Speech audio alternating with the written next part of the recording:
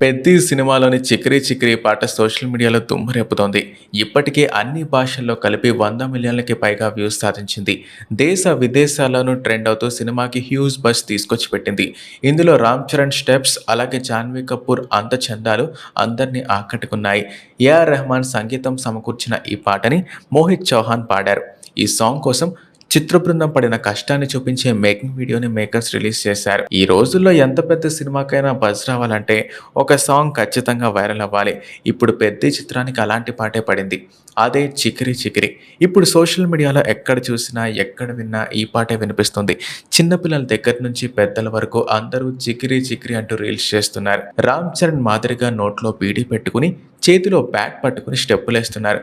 యూట్యూబ్ని షేక్ చేస్తున్న ఈ సాంగ్ యూట్యూబ్లో 100 మిలియన్ల ప్లస్ వ్యూస్తో రికార్డు క్రియేట్ చేసింది. అయితే ఈ పాట తీయడానికి టీం అంతా చాలా కష్టపడినట్టు తెలుస్తోంది. రామ్ చరణ్ ఇంకా జాన్వీ కపూర్ హీరోయిన్స్గా బుచ్చిబాబు దర్శకత్వంలో పెద్ద సినిమా తెరకెక్కుతోంది.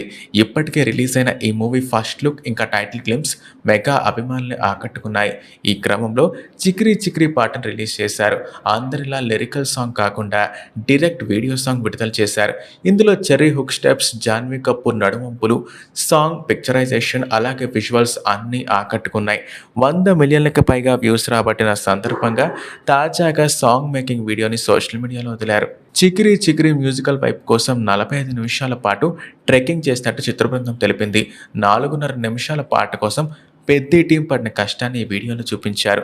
రామ్ చరణ్తో పాటుగా టీం అంతా కలిసి తాళ్లు పట్టుకుని ఎత్తైన కొండలు ఎక్కి ఎంతో శ్రమించి షూటింగ్ చేసినట్టు తెలుస్తోంది.